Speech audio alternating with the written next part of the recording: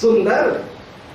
कंघी ली है। तो कंघी हो गई अरुण, प्रिया का मुख हो गया चंद्रमा, बिखरे हुए केश हो गए अंधकार, और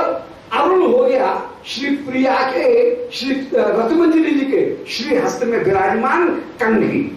और उस कंघी को लेकर के अरुण को मणिकंकटिकास्त्र,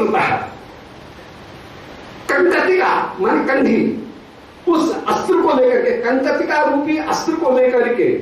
जो अरुण को, जो अरुण के समान विराजमान है, लघु विकृष्य केशों को हाथ से पकड़ करके धीरे से छोर से श्री रत्नमंजरी जी ने उन केशों को सुलझाया। कहीं शेष भाग में केशों का जो शेष भाग है, उस शेष भाग में कहीं में उलझे हो, और श्री प्रिया को श्रम नहीं होना चाहिए, इसलिए प्रिया के श्रम को बचा करके ऊपर से केशों को पकड़ करके नीचे से धीरे धीरे उन केशों को सुलझाया, और सुलझा करके लघु विकृष्य और निबद्ध फलम, और केश जो है उनको उस समय मानो वृक्ष माने सुलझाया, और सुलझा करके निबद्ध उन केशों का जूड़ा उस समय बांध दिया। क्यों जी ये बांधा क्यों? बोले मानो रत्नमंजरी जी, अब देखो उत्प्रेक्षा कल्पना, जहां में पहुंचे रवि वहां पहुंचे कवि, वो वाली बात। बोले इन केशों ने एक बड़ा भारी अपराध किया था। केश कौन है? बोले केश है अंधकार, और उन अंधकार ने चंद्रमा को ढांकने का प्रयत्न किया था। यह अपराध था, अपराध था तो दंड मिलेगा, इसलिए इन केशों को दंड मिला, और रत्नमंजरी जी ने इन केशों को फिर से बांध दिया। तो आज केशों ने जो चंचलता की थी, प्रिया के मुखचंद्र को ढांकने की, जो केशों ने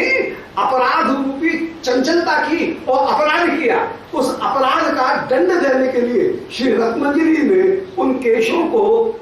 कंकटिका से, कंघी से धीरे से सुलझा करके, और सुलझे हुए उन केशों को उनका अंगूरा बना करके कहीं बांध दिया। क्योंकि जो अपराध करेगा उसको पुनः बंधन की प्राप्ति होगी। ऐसे बिखरे हुए केशों को शिवप्रिया ने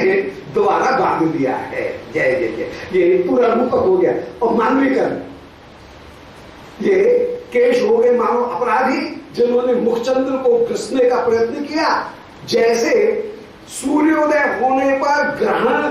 करने वाला राहु भाग जाता है, ऐसे ही मानो आज कंकटिका हाथ में कंघी लेकर के जब श्री रत्नमंजरी जी पधारी और उन्होंने केशों को के छोर को जिस समय सुलझाया, तो सुलझाने के बाद में केशों ने क्योंकि अपराध किया था, उस अपराध का दंड उनको मिलेगा ही मिलेगा। सो फलम तदुत्थितम अलम तम अलम भयत एव सा माने उन श्री रत्नमंजरी ने जो इन केशों ने अपराध किया था, चंद्रमा को ढांकने का अपराध किया था, उस अपराध का फलन, अपराध का दंड इन केशों को मिला है। तदुत्थितम, अपराध से उत्थित होने वाला जो दंड है वो मिला है। और अलम तम अलम है, उस केश राशि को, उस दंड के फल को प्राप्त कराया है, अर्थात उनको दोबारा बांध दिया। तो आज स्नान कराने के लिए केशों को तो बांध करके विराजमान होंगे। केश जो है उन केशों को एक तरफ करके विराजमान किया, उनको बांध करके विराजमान किया है, और मानो ये दंड प्रदान कर रही है। तो मुखविदुम कच सम तमसो ब्रजो, आज मुखचंद्र को कच माने केश, उन केश रूपी तमसा ब्रज, अंधकार का जो समूह था उसने जब घेरने का प्रयत्न किया, तो अरुणत अतः मणिकंकट तास्त्रतः, उस समय मणिकंकटिका के अस्त्र से अरुणत उस केशों को, अरुणत माने दूर कर दिया, उनको सुलझा दिया, और लघु विकृष्यो थोड़ा सा खींच करके निबद्ध उन केशों को दोबारा बांधा,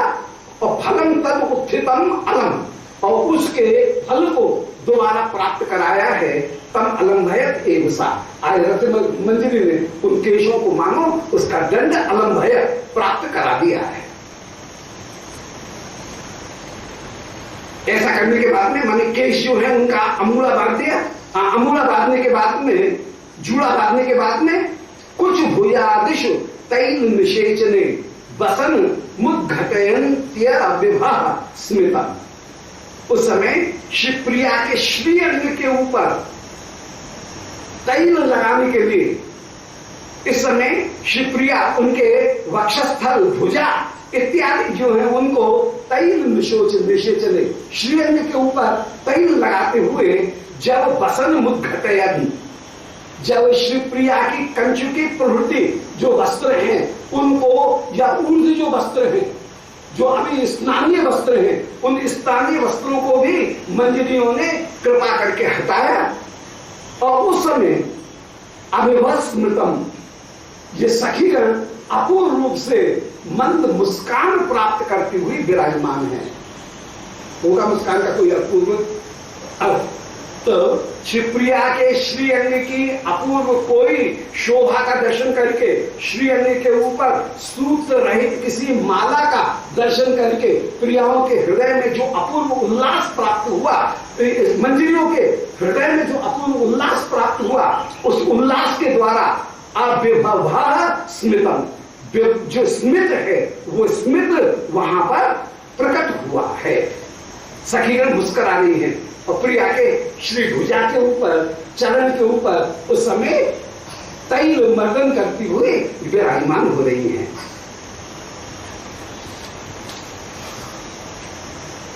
रहस्य किंकर काल अथाप विधात,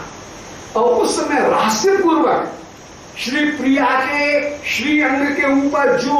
आभूषणों के चिन्ह विराजमान हैं,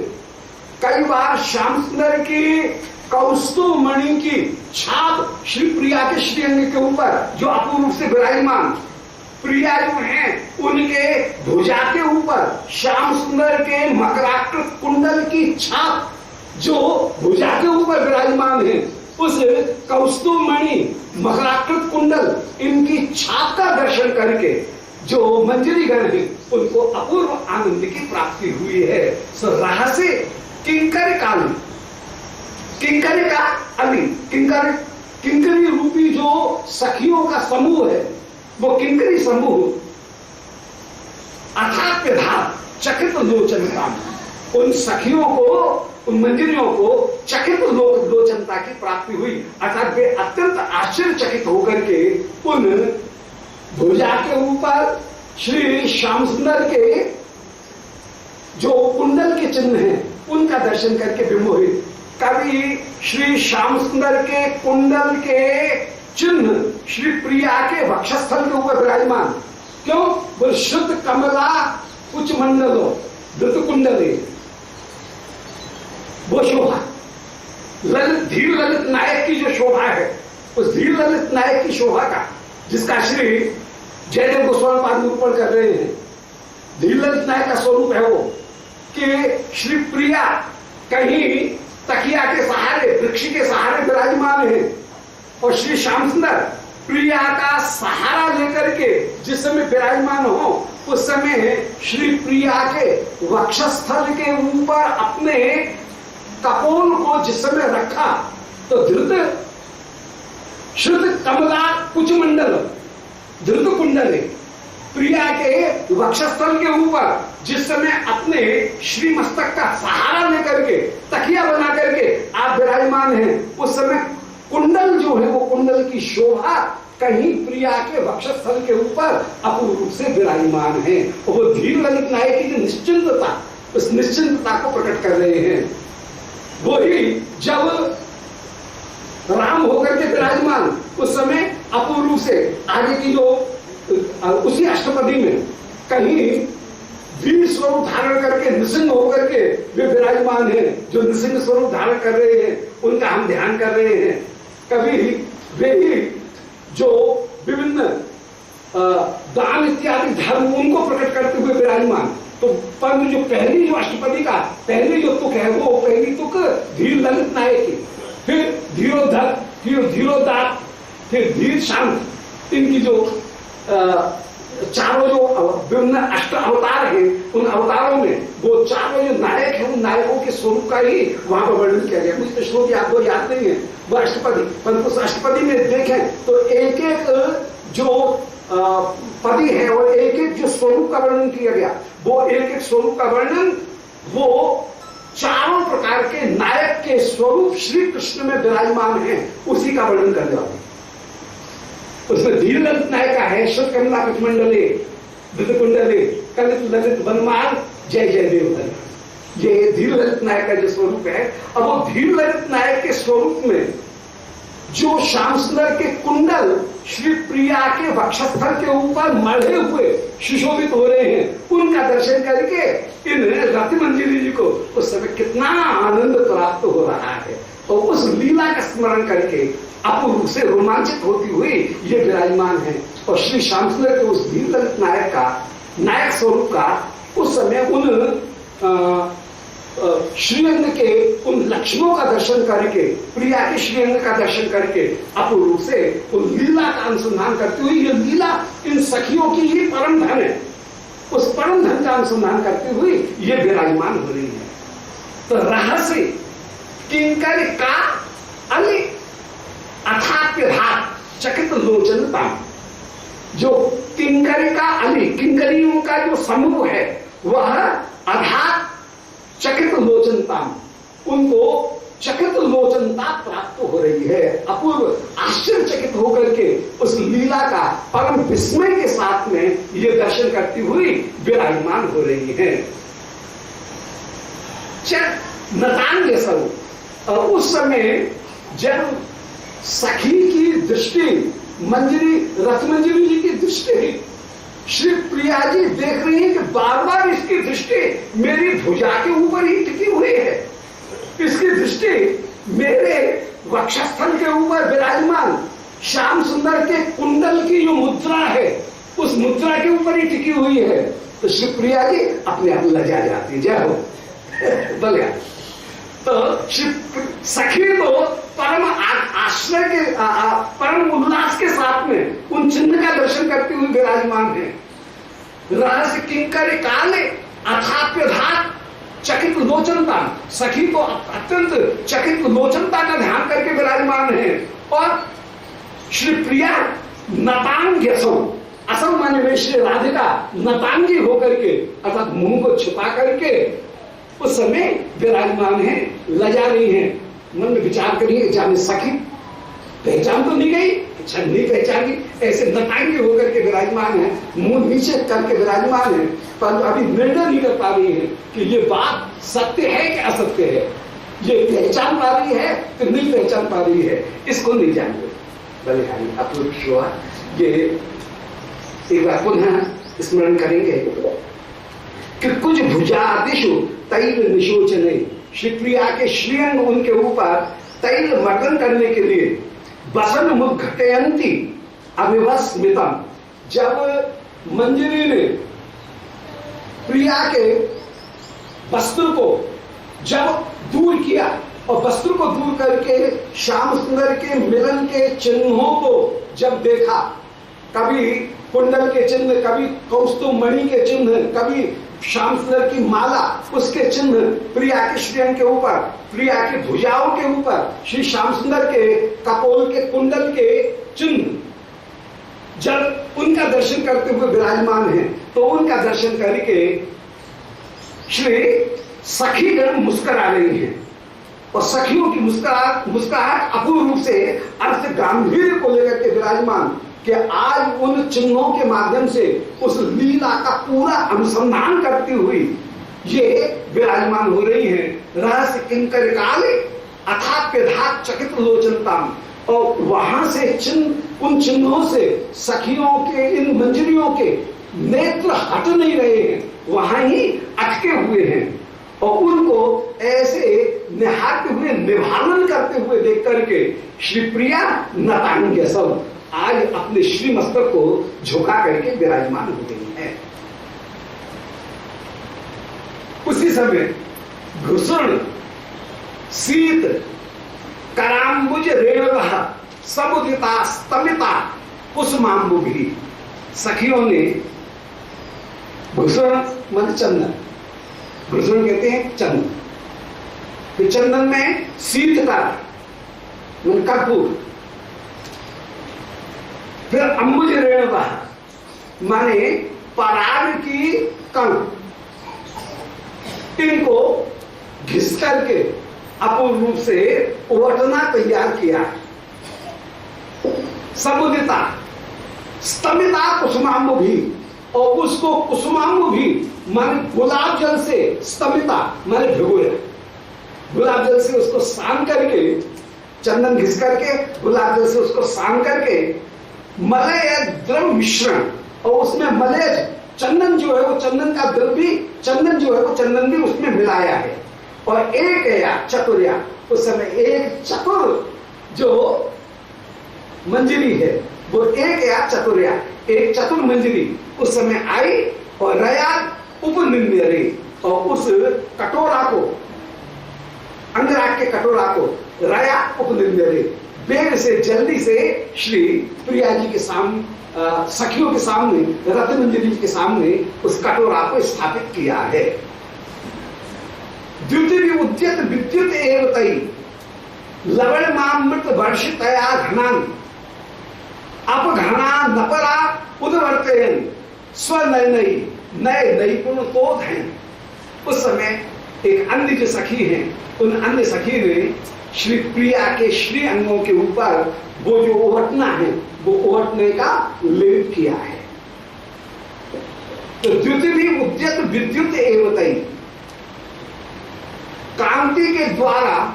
द्वितीय माने श्री अंग की जो कांति है, अंग की जो कांति है, उन अंग की कांतियों के द्वारा उद्यत विद्युत एव तई, मानो बिजली ही कौंध रही है। श्री प्रिया के श्री अंग के ऊपर जिस समय वो लेप लगाती हुई विराजमान, मानो प्रिया के श्री अंग से विद्युत ही अपूर्ण रूप से निकल रही है। ऐसे वे अंग हैं। लवण मामृत वर्षितया घना, आज मानो लवणमा सुंदर लावण्य रूपी जो अमृत है उसकी वर्षा करने वाले वे श्री किशोरी जी के श्री अंग हैं। ऐसे घना, ऐसे उन शरीर के अंगों को, अंगों के लिए एक शब्द का प्रयोग किया है अपघना, मान शरीर के अपघन माने अवयव, शरीर के अवयव, पुल्लिंग का प्रयोग है घना, परंतु अंगानी जो है वो तो नपुंसकलिंग का प्रयोग, तो यहाँ पर घना जो पुल्लिंग का है वो पुल्लिंग के लिए प्रयोग कर रहे हैं कि अपघनान, वो जो श्री अंग,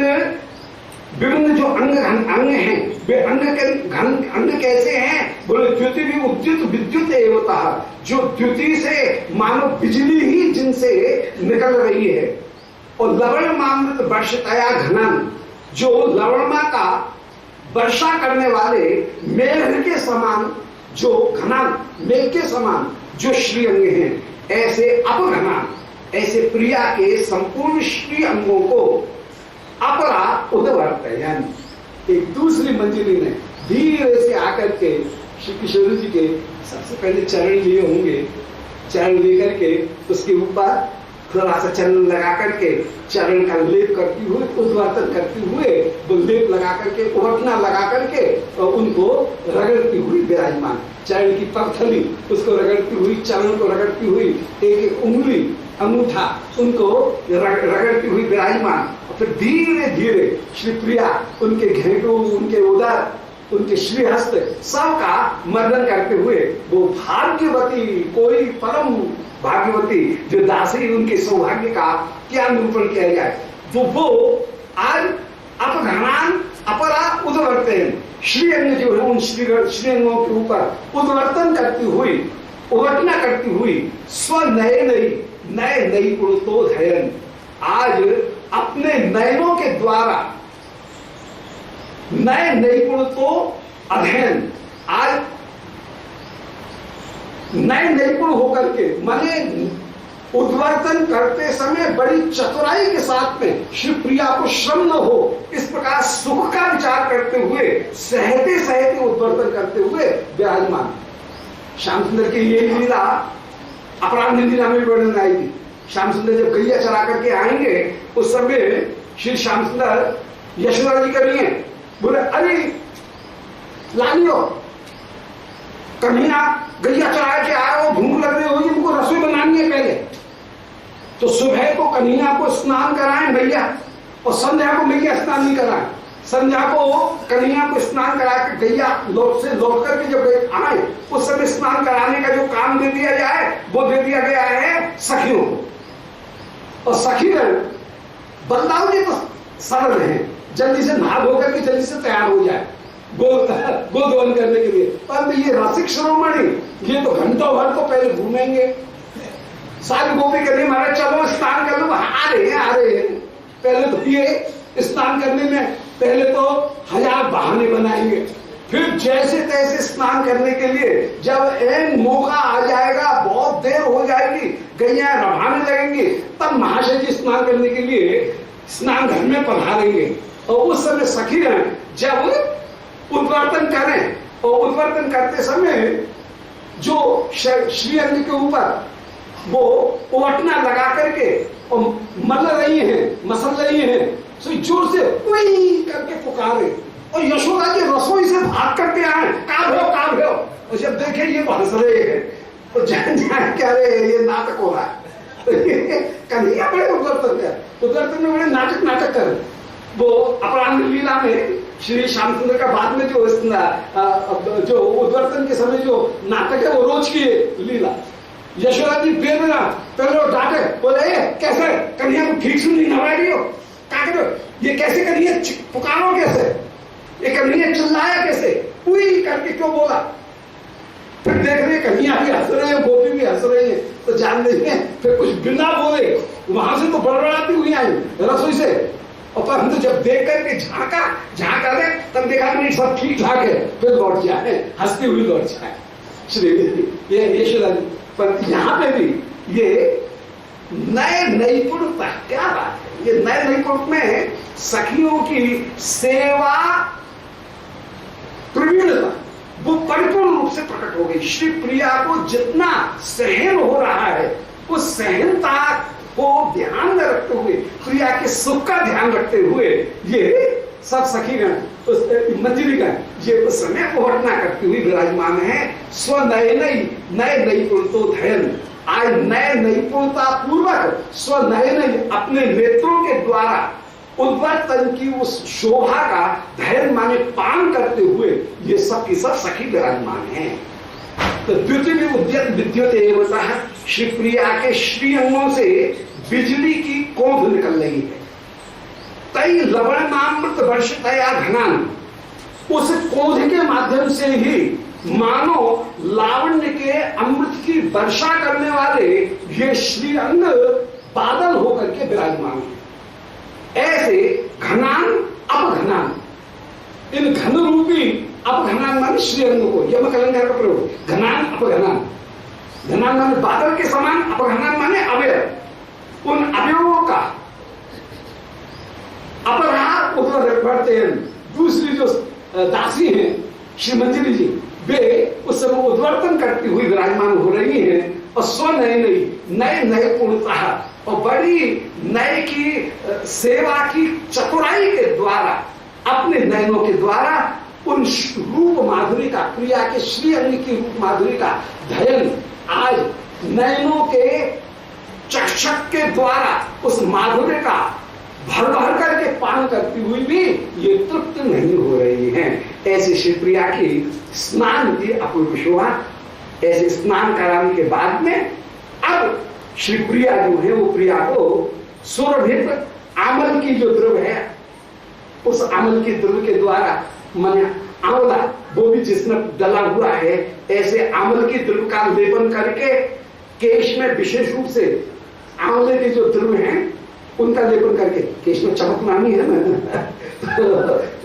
केश जो है उन केश को आंवले के द्रव के द्वारा केश जो है उनको धो करके विराजमान है।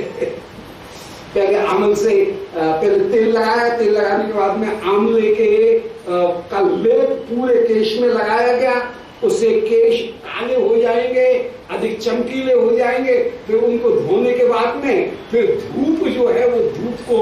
कहीं लेकर के केश को हाथ में लेकर के धूप के द्वारा उन केशों को सुखाया जाएगा। उससे वे लहरियादार भी हो जाएंगे और साथ ही साथ में चमक भी आ जाएगी। तो ये जो केशों को अलंकृत करने की जो शास्त्रीय पद्धति, वो शास्त्रीय पद्धति को अपनाते हुए ये सब सखीगण उस समय शिवप्रिया को स्नान कराती विराजमान हो। बस एक श्लोक यही है, स्नान पूरा हो जाए कि सुरलतामल की द्रुलेप नहीं, अमल की जो द्रव है उसका लेप करके मृदुल पाण तला लघु हर्षण, केश जो है उनको लेकर के फिर धीरे धीरे धीरे धीरे लघु घर्षण करते हुए पूरे केश जो है उनको हाथ में ले लिया, आंवला लेकर के, और केश जो है उनको ऊपर से नीचे धीरे धीरे मलते हुए फिर केशों को आंवले के उस द्रव्य के द्वारा अलंकृत करके व्यधित काचन तच्छकुरास्तदा रुचिर मार्जन वेदनाम। और उस समय किसी सखी ने अलग से श्री किशोरी जी की ग्रीवा किशोरी जी ने झुकाई है और उस समय श्री मस्तक के ऊपर जल डाल करके वो जो आंवले का जो लेप लगा हुआ है उसको धो करके दूर कर दिया और दूर करके फिर महाभिषेक कराते हुए शिवप्रिया उनको विराजमान हुई है। और महाभिषेक करा करके फिर शिवप्रिया अब सुंदर जो चीनांशु, उन चीनांशु को धारण करा करके चीनांशु के द्वारा श्री अंग पहुंच करके फिर सखी को विराजमान किया। बोलो श्री किशोरी जी महारानी की जय, रासेश्वरी की जय। जय जय श्री राधे गोविंद, जय जय गोपाल, जय जय गोविंद, जय जय गोविंद, जय जय श्री राधे श्याम गोविंद, जय जय गोपाल, जय जय गोविंद, जय जय गोपाल, जय जय श्री राम हरि गोविंद, जय जय श्री राधा रमण हरि गोविंद, जय जय गोविंद, जय जय गोपाल, जय गोविंद, जय जय गोपाल, जय जय श्री राधा रमण हरि गोविंद, जय जय श्री राधा रमण हरि गोविंद, जय जय वृंदावन बिहारी लाल की जय। जय जय श्री राधे श्याम निताय गौर हरि बोल। ओम नमो भगवते पुराण पुरुषोत्तमाय। ओम जयति पराशर सिंह सत्यवती हृदय नंदनो व्यासो यस्यास्य कमलगल्तम वाग्मयमृतम जगत् पिबति विश्वसर्ग विसर्गादि नवलक्षण लक्षितम श्री कृष्णाक्षम परम धाम जगद्धाम नमामि तत्। हृदयस्य प्रेरणया प्रवर्तितो हम बराकोपि तस्य हरेः पदकमलं वन्दे श्री चैतन्य देवस्य श्री राधा प्राणबंधो चरण कमलयोर केश शेषाद्य गम्या या साध्या प्रेम सेवा वृच्चरित परै गाढ़ लौल्यैक लभ्या सास्यात् प्राप्तायां तां प्रथयतु मधुना मानसी मस्य सेवां भाव्यां रागाद्वपान्थै वृतिमनुचन्तं नैतिकं तस्य नौमि। वन्देऽहं श्रीगुरो श्रीयुत्पदकमलं श्रीगुरुं वैष्णवांश्च श्रीरूपं साग्रजातं सह गण रघुनाथान्वितं तं सजीवं साद्वैतं सावधूतं परिजन सहितं श्री कृष्ण चैतन्य देवं श्री राधा कृष्ण पादान् सागरललिता श्री विशाखान्वितांश्च राधां स्नात विभूषितां ब्रजप्रियाभूतां सखी विप्रगे तद्गेहे विहितां पाकरचनां कृष्णावशेषासनं कृष्णं बुद्धमवाद्धेनु सदनं निर्व्यूढ गोदोहनं सुस्नातं कृतभोजनं सहचरे पंचातुतां चाश्रये हे श्री सनातन प्रभु करुणांबुराशे, हे रूप दुर्गति जनैक दयावलोक, हे भक्ति युग्म सुमते रघुनाथ दास, श्री जीव में कुरुत मंद मते दयांतरा, बोलो श्री वृंदावन बिहारी लाल की।